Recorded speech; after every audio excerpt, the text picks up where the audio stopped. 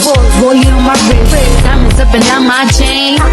Party straight standing, can't tell me nothing. Bossed up. It's my big bronze boogie, got all them girls shook. My big fat ass got all them boys cooked. Dollar bills, now we poppin' rubber bands. Wrestling on the ground like, hey, hit that little John, okay. But yeah, we doing it for this again, hey.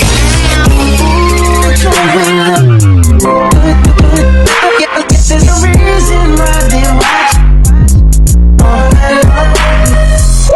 Yeah, no winter here forever. So tonight I'm gonna show you love.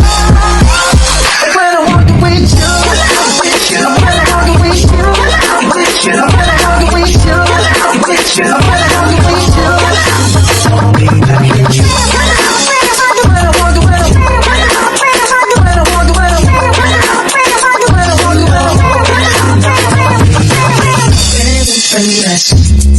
It don't make no sense. I hit you in the face. You know it, you know it.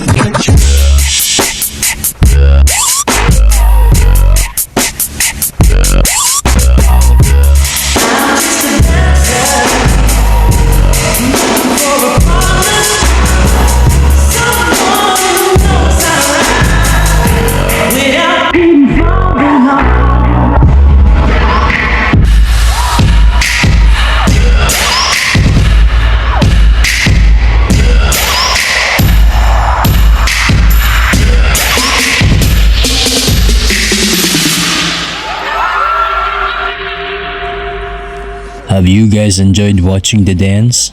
Let's learn the anatomical movements one by one. Let's go. First move, flexion. Flexion is a movement generally in the sagittal plane that decreases the angle of the joint and reduces the distance between the two bones. Flexion is commonly observed in hinge joints, such as bending the knee or elbow. But it is also common at ball and socket joints, such as bending forward at the hip. Second move, adduction. Adduction is a movement of a limb toward the midline of the body. Adduction is the opposite of abduction.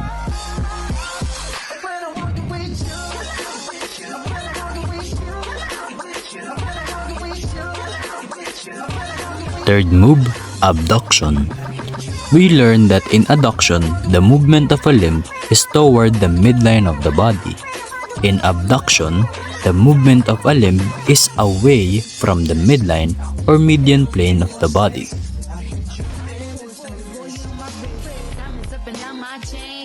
The fourth move is extension. Extension is a movement that increases the angle of a joint and the distance between two bones, such as straightening of the knee or elbow. Extension is the opposite of flexion. Before we move on to the remaining anatomical movements, let's recall the first four moves. First, we have flexion. Second, adduction. Third, abduction. Fourth, extension. Now, let's learn about the remaining anatomical movements. The fifth anatomical movement is circumduction. Circumduction is a combination of flexion, extension, adduction, and abduction, commonly observed in ball and socket joints such as the shoulder, wherein the proximal end of the limb remains stationary and the distal end moves in a circle. The limb as a whole outlines a cone. The sixth anatomical movement is opposition. Opposition in the palm of the hand is the subtle joint between the metacarpal one and the carpals that allows opposition of the thumb. This is the action by which you move your thumb to touch the tips of the other fingers on the same hand. This unique action makes the human hand a fine tool for grasping and manipulating objects. The next two anatomical movements that we're going to talk about is pronation and supination. First, let's talk about supination. Supination is the movement of the palm from a posterior position to an anterior position. During the supination, the radius and ulna are parallel. Supination is the opposite of pronation. Pronation is the movement of the palm of the hand from an anterior or upward facing position to a posterior or downward facing position. This action moves the distal end of the radius across the ulna so that the two bones form an X. The next move that we're going to talk about is hyperextension. We all know that extension is a movement that increases the angle of a joint and the distance between two bones. Now, if extension proceeds beyond anatomical position, for example, bending the trunk, head, or shoulder backward, it is termed hyperextension. The next move that we're going to talk about is inversion. Inversion is a movement that results in the medial turning of the sole of the foot. Eversion, on the other hand, is a movement that results in the lateral turning of the sole of the foot. It is the opposite of inversion.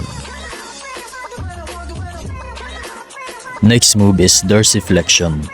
Dorsiflexion is a movement of the ankle joint in a dorsal direction, such as standing on one heels.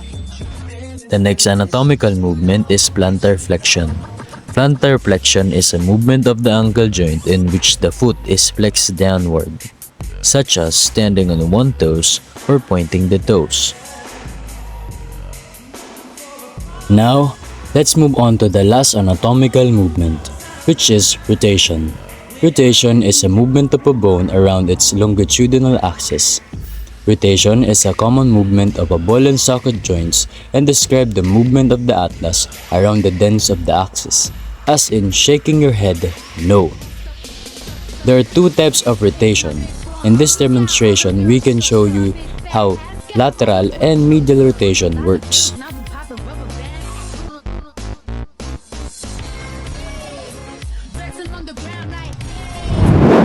And that's it for the anatomical movements. Thank you guys for watching and I hope you guys learned something.